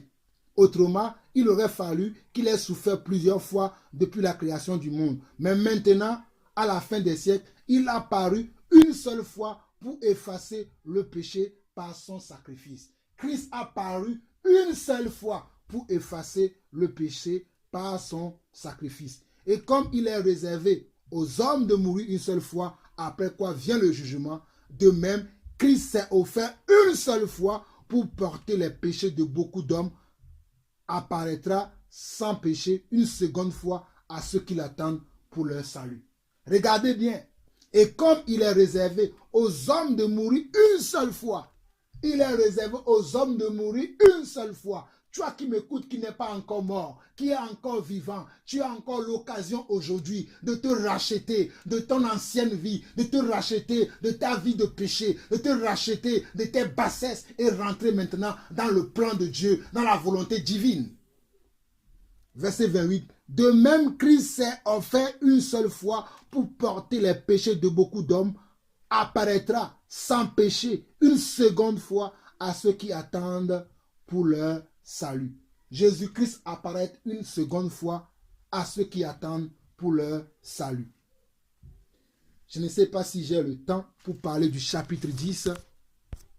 Non, je vais laisser le chapitre 10, mais je vous conseille vous-même de méditer le chapitre 10 pour comprendre que Christ est la fin de la loi. Christ est la fin des lois cérémonielles. Christ est la fin de la loi cérémonielle. Je vais vous lire simplement quelques versets Bon, on va perdre le temps. On va perdre le temps. Mais vous-même, vous lirez Hébreux chapitre 10. Allons dans 1 Corinthiens chapitre 5. 1 Corinthiens chapitre 5 pour terminer en beauté cet enseignement, ce partage. 1 Corinthiens chapitre 5 à partir du verset 6 dit ceci. C'est bien à tort que vous vous glorifiez. Ne savez-vous pas qu'un peu de levain fait lever toute la pâte? Ne savez-vous pas qu'un peu de levain fait lever toute la pâte? Tout à l'heure, je vous parlais comment du levain. Que le levain, quand on fêtait la fête de la Pâque, selon la loi hébraïque, selon les pratiques juives, c'était une fête qui était célébrée pendant 7 jours. Et pendant cette fête, on ne mangeait pas du levain. Toute la nourriture dans laquelle on pouvait trouver du levain, on ne le mangeait pas pendant 7 jours-là. Signe de comment? De pureté devant le Seigneur. Signe de comment? Signe de repentance. Signe de bonne attitude devant le Seigneur notre Dieu. Mais si vous voyez dans le cœur de tout le monde aujourd'hui qui fête de la Pâque aujourd'hui, vous-même, imaginez le cœur de toutes les églises, tous les religieux aujourd'hui qui ont fêté cette fête, qui disent qu'ils fêtent la Pâque, bonne fête de Pâque, bonne fête de ceci, Pâque de ceci. Allez voir dans leur cœur. Déjà, ils ne respectent pas cette fête comme cela a été fait dans la Bible. Et si vous voyez dans leurs cœurs sont remplis de péché, d'animosité, de méchanceté, de jalousie, d'envie, de médisance, de moquerie, de raillerie. Et ils disent qu'ils fêtent la fête de Pâques. On ne se moque pas de Dieu. Ce qu'on sème, on le récolte. Donc, il dit, c'est bien à tort, nous sommes dans 1 Corinthiens chapitre 5, le verset 6 dit, c'est bien à tort que vous vous glorifiez. Ne savez-vous pas qu'un peu de levain fait lever toute la pâte? Faites disparaître le vieux levain, afin que vous soyez une pâte nouvelle, puisque vous êtes sans levain, car Christ notre Pâque a été immolé. Célébrons donc la fête, non avec du vieux levain, non avec un levain de malice et de méchanceté, mais avec les pains sans levain de la pureté et de la vérité. Vous allez me dire pourquoi vous lisez ça. Regardez, pour comprendre pourquoi l'apôtre Paul parle de ça, regardez à partir du premier verset. On nous dit, on entend dire généralement qu'il y a parmi vous de la débauche, et une débauche telle qu'elle ne se rencontre même pas chez les païens. C'est au point que loin de vous a la femme de son père, et vous êtes enflé d'orgueil, et vous n'avez pas été plutôt dans l'affliction, afin que celui qui a commis cet acte soit ôté du milieu de vous. Pour moi, absent de corps, mais présent d'esprit, j'ai déjà jugé. Un mot que les chrétiens n'aiment pas entendre aujourd'hui, le jugement. Oh, que c'est Dieu qui juge. Mais nous, en tant qu'enfants de Dieu, nous avons aussi le droit de juger. Paul va dire, j'ai déjà jugé comme si j'étais présent celui qui a commis un tel acte. Au nom du Seigneur Jésus, vous et mon esprit étant assemblés avec la puissance de notre Seigneur Jésus, qu'un tel homme soit livré à Satan pour la destruction de la chair, afin que l'esprit soit sauvé au jour du Seigneur Jésus. Regardez, donc on nous parle ici d'un homme qui est rempli de comment? De la débauche, de telle enseigne qu'il n'arrive même pas à faire la différence entre les filles de dehors et la femme de son père. Il va aller coucher avec la femme de son père, ce qui est un péché. Donc, lorsque on nous parle de la pureté, quand on parle de levain, pourquoi dans cette fête-là, cette fête de Pâques-là, Dieu ne voulait pas qu'on vienne avec du levain? Parce que le levain était une forme de péché. Le levain représente le péché. C'est pour ça que lorsqu'on prend les choses naturelles, quand on veut faire du pain, si tu veux faire du pain, si tu ne mets pas du levain dans la pâte, le pain ne va pas se gonfler. Parce que le levain fait gonfler la pâte. De la même manière que dans le corps du Christ, dans les assemblées, toutes les personnes qui commettent du péché peuvent contaminer le reste du peuple, peuvent contaminer le reste de l'assemblée dans le péché. C'est pour cela que dans l'assemblée des saints, nous ne devons pas admettre des gens qui vivent dans le péché, à qui on reproche tout le temps, arrête avec tel péché, arrête avec telle chose, arrête avec ceci, et la personne ne veut pas. Nous devons les éliminer. Nous ne devons pas avoir des relations avec ces personnes. Nous devons les abandonner. Nous ne devons même pas communier avec eux. Parce que si nous continuons à communier avec eux, ils vont comment? Ils vont nous contaminer. Car oh, alléluia, ne vous y trompez pas. Les mauvaises compagnies corrompent les bonnes mœurs. Les mauvaises compagnies corrompent les bonnes mœurs. Nous ne pouvons pas dire que nous sommes de Dieu et marcher avec les gens qui ne vivent pas selon la parole de Dieu, qui ne marchent pas selon la parole de Dieu, qui ne pensent même pas à la parole de Dieu, mais qui pensent faire leurs choses et dire qu'ils sont de Dieu. Donc vous voyez le levain, le rapport avec le levain dans la célébration de la fête de Pâques, de la fête de Pâques. Le levain et son rapport avec la fête de Pâques, le levain représente comment? Le péché. C'est pour cela que dans la fête de la Pâques, dans l'ancienne alliance, on devait fêter cette Pâques, on devait célébrer cette fête sans le levain. Nous continuons ce que Paul nous enseigne ici dans 1 Corinthiens chapitre 5. Nous étions au verset 4. Au nom du Seigneur Jésus, vous et mon esprit étant assemblés avec la puissance de notre Seigneur Jésus, qu'un tel homme soit livré à Satan pour la destruction de la chair, afin que l'esprit soit sauvé au jour du Seigneur Jésus. C'est bien à tort que vous vous glorifiez. Ne savez-vous pas qu'un peu de levain fait lever toute la pâte? Faites disparaître le vieux levain, afin que vous soyez une pâte nouvelle, puisque vous êtes sans levain, car Christ, notre Pâque, a été immolé. Célébrons donc la fête, non avec du vieux levain, non avec un levain de malice et de méchanceté, mais avec les pains sans levain de la pureté et de la vérité. Regardez ce que Paul nous dit ici. Paul nous parle ici, pourtant ce n'est pas la période de la Pâque, mais nous comprenons aujourd'hui que Christ est notre Pâque. Nous n'avons pas besoin d'avoir maintenant une fête sur la reine pendant 7 jours. Mais tous les jours, nous devons célébrer Jésus. Tous les jours, nous devons imiter Jésus. Tous les jours, nous devons ressembler à Jésus. Donc, pour ressembler à Jésus, c'est une vie de tous les jours, de chaque moment, de chaque instant. Il n'y a pas simplement un seul jour où on se dit, je vais me purifier pendant 7 jours et tous les autres jours, je me comporte comme je veux. Non, c'est tous les jours de ta vie que tu te préserves, tu te purifies, tu te sanctifies afin d'être un homme saint, un homme sans tache, un homme sans défaut, en qui Dieu placera toujours son amour et sa confiance. Es-tu cette personne? Parce que Paul continuera pour dire, je vous ai écrit dans ma lettre de ne pas avoir de relation avec les débauchés, non pas d'une manière absolue avec les débauchés de ce monde. Quand Paul nous dit de ne pas avoir de relation avec les débauchés, les menteurs, les idolâtres, tout ça, ce n'est pas tous les hommes qui sont dans le monde. Moi, j'ai des relations avec mes collègues de travail, avec mes voisins et tout. Mais, si quelqu'un se dit qu'il est enfant de Dieu, qu'il est un frère dans le Seigneur, qui dit qu'il a reconnu le Seigneur Jésus comme son Seigneur et comment? Et celui qui a payé le prix pour ses péchés et son sauveur.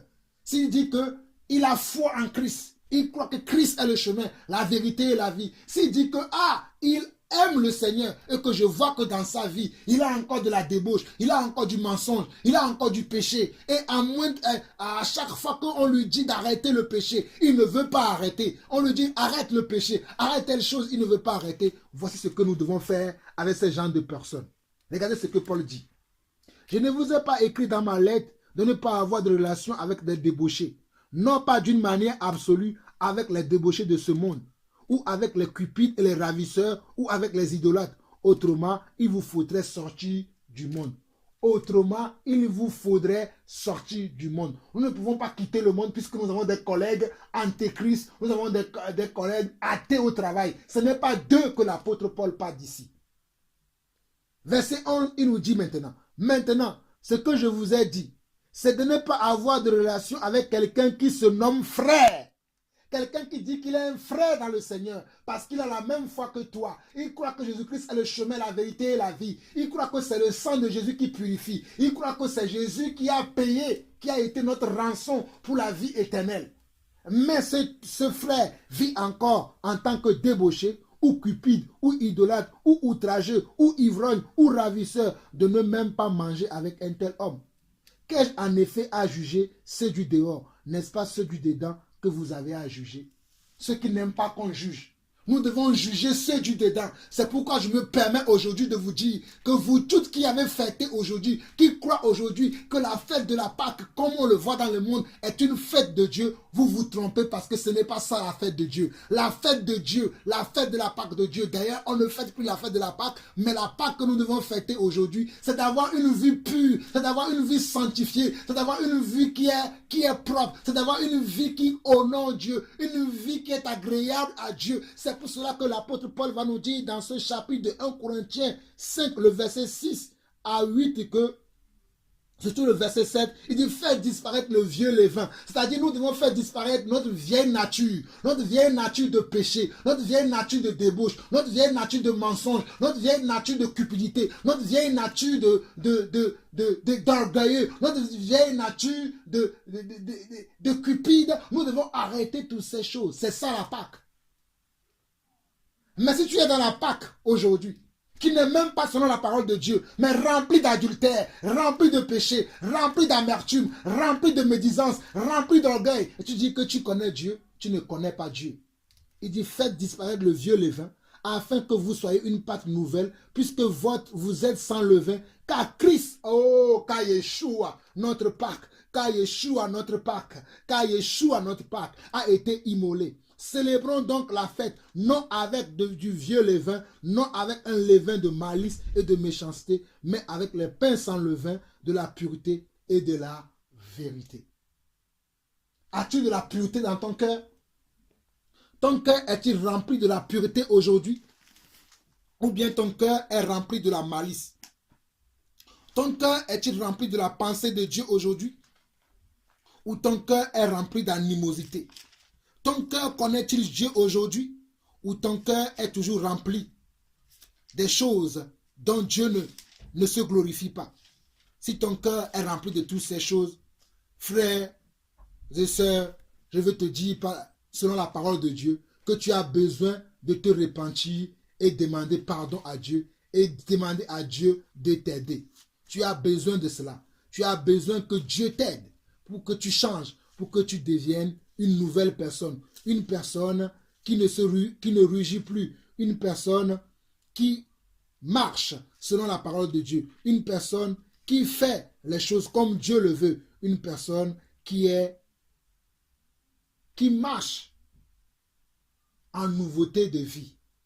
Et pour finir en beauté cet enseignement, allons dans Jean chapitre 13. Allons dans Jean chapitre 13, parce que les gens ont coutume de célébrer en ce jour, c'est ce Jean chapitre 13. Jean chapitre 13, on nous dit quoi? Avant la fête de Pâques, Jésus, sachant que son heure était venue de passer de ce monde au Père et ayant aimé les siens qui étaient dans le monde, mit le comble à son amour pour eux. Regardez, avant la fête de la Pâque, Jésus savait que la Pâque de la fête, donc Jésus lui-même, puisque c'est Jésus qui a mis fin à l'abolition de la fête de la Pâque, à l'abolition des lois cérémonielles, selon tout ce que nous avons vu dans Hébreu. Donc Jésus n'était pas encore mort, donc comme il n'était pas encore mort, lui-même quand il y avait la fête de la Pâque, il se présentait. D'ailleurs, avant même d'aller à Jean chapitre 13, regardons dans Jean, si je ne me trompe pas, Jean chapitre 7 aussi nous parle de cela. Jean chapitre 7. Regardons dans Jean chapitre 7. Jean chapitre 7. Après cela, Jésus parcourait la Galilée, car il ne voulait pas séjourner en Judée, parce que les Juifs cherchaient à le faire mourir. Or, la fête des Juifs, la fête des tabernacles était proche. Ah, ce n'était pas la fête de la Pâque. Donc, on voit ici que c'était une autre fête, mais c'était la fête des tabernacles. Mais dans Jean chapitre 13, on nous parle de quelle fête? On nous parle de la fête de la Pâque. Je pensais que dans Jean 7, on parlait de la fête de la Pâque, mais non. C'était la fête des tabernacles. C'était une autre forme de fête. Mais là, dans Jean chapitre 13, c'était la fête de la Pâque. Pour vous dire que la fête de la Pâque, Jésus lui-même l'a célébrée. Mais comment? Il a célébré selon l'alliance que Dieu a fait avec Moïse. Pas avec du pain, avec du levain. C'est pour ça que lorsqu'il était à table ce jour-là, avec les apôtres, ils ont bu du vin, ils ont mangé, mais ils ont mangé la nourriture comment? La nourriture dans laquelle il n'y avait pas de levain. Même le pain que Jésus avait partagé ce jour-là avec les apôtres, c'était un pain comment? Sans levain. C'était un pain sans levain. Regardez, avant la fête de la Pâque, Jésus, sachant que son heure était arrivée, venu de passer de ce monde au Père et ayant aimé les siens qui étaient dans le monde, mit le compte à son amour pour eux. Pendant le souper, alors que le diable avait déjà mis dans le cœur de Judas Iscariote, fils de Simon, le dessein de le délivrer, Jésus, qui savait que le Père avait remis toutes choses en ses mains, qu'il était venu de Dieu et qu'il s'en allait à Dieu, se leva de table, ôta ses vêtements et prit un linge dont il se ceignit. Donc Jésus était à table avec ses disciples. Avant quelle fête? La fête de Pâques. Donc je voulais vous dire simplement que même cette fête-là, Jésus le connaissait et Jésus lui-même l'avait célébrée. Mais maintenant, dans la nouvelle alliance, on ne fête plus la fête de la Pâque parce que selon tous les chapitres que nous avons vus, que vous pouvez vous-même lire à tête reposée pour savoir si ce que je dis est exact, vous ne devez pas dire simplement Amen parce que c'est Jean-Paul Lawson qui a dit. Jean-Paul Lawson n'est pas le chemin, la vérité et la vie. Jean-Paul Lawson n'est pas mort pour vous. Jean-Paul Lawson n'est pas celui qui sait tout. Jean-Paul Lawson connaît en partie. Jean-Paul Lawson a reçu simplement une petite grâce, une infime grâce de la part du Seigneur pour pouvoir parler de sa part, pour pouvoir crier, pour pouvoir parler des choses de Dieu. Mais Jean-Paul Lawson ne sait tout. Mais Jean-Paul Lawson t'encourage. Toi qui m'écoutes aujourd'hui, toi qui entends cet enseignement, toi qui entends cette exhortation, d'aller chercher toi-même à la source la parole de Dieu qui est la Bible. Et si tu es un homme qui est rempli de péchés, je t'invite aujourd'hui à te repentir de tes péchés. Car nous l'avons vu dans Hébreux chapitre 9. Hébreux chapitre 9.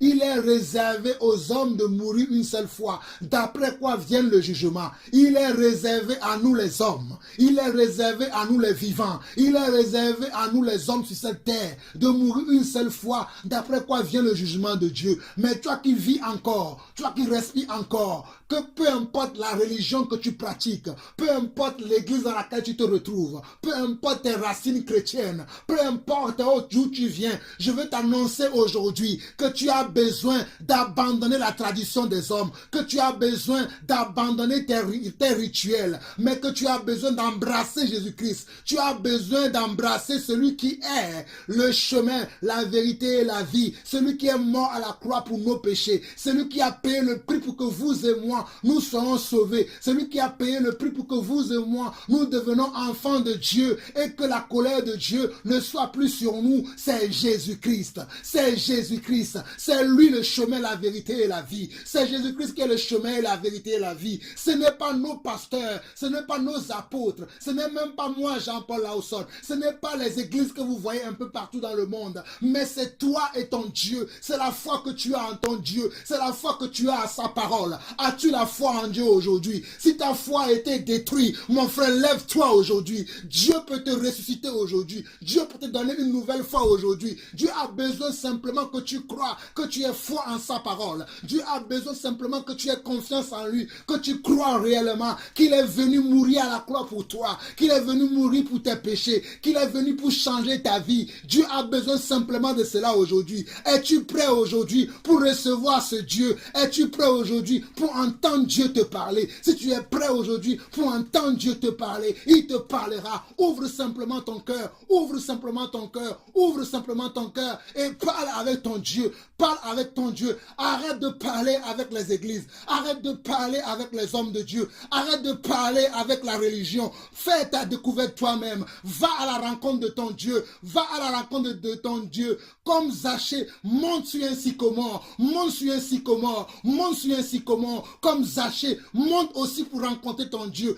Rencontre ton Dieu aujourd'hui. Il a encore temps pour toi, mon frère. Il a encore temps pour toi. Oh, mon frère, toi qui es perdu. Oh, ma soeur, toi qui es perdu. Rencontre ton Dieu aujourd'hui. Rencontre ton Dieu aujourd'hui. Rencontre ton Dieu aujourd'hui. Rencontre ton Dieu aujourd'hui. Car si Jésus rentre en toi, il va changer ta vie. Il va changer ta destinée. Oh, mes frères et sœurs, c'est ça la la vérité. C'est ça le vrai évangile. C'est ça l'amour de Dieu. C'est ça l'amour de la parole. C'est ça la vérité. C'est ça la vérité. Jésus à l'intérieur agit sur l'extérieur. Aucun changement dans ma vie. Jésus à l'intérieur agit sur l'extérieur. Aucun changement dans ma vie. Aucun changement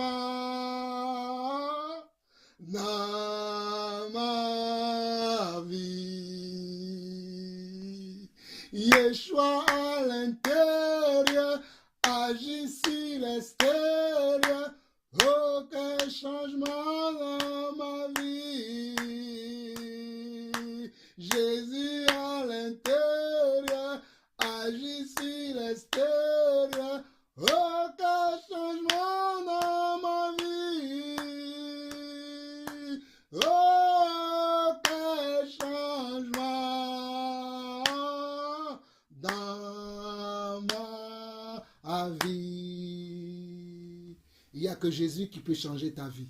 Il n'y a que Jésus qui peut changer nos vies. Il n'y a que Jésus qui peut changer ta destinée. Il n'y a que Jésus qui peut changer ta famille. Il n'y a que Jésus qui peut changer la vie de tes enfants. Il n'y a que Jésus qui peut changer la vie de ton épouse ou de ton époux. Il n'y a que Jésus qui peut changer la vie, oh, ta destinée, tout ce que tu veux dans cette vie. Il n'y a que Jésus qui peut te changer. Il n'y a que lui seul qui a le pouvoir de te donner la vie et de te l'ôter. Il n'y a que lui qui a le pouvoir. Il est l'alpha et l'oméga. Il est le commencement et la fin. Il est le début et la fin. Il est celui qui dit qu'il est. Oh, alléluia. Il est l'oméga. Il est l'alpha. Crois-tu en lui? Crois-tu en sa destinée? Crois-tu au sacrifice qu'il a fait sur la croix pour toi?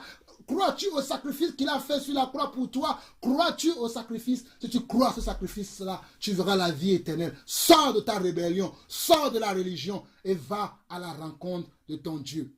Frères et sœurs, c'était la voix de votre frère, votre bien-aimé Jean-Paul Lawson. Soyez énormément, richement, pleinement bénis à Yeshua. Yeshua Hamashiach, Jésus-Christ de Nazareth. À très très bientôt. Au revoir.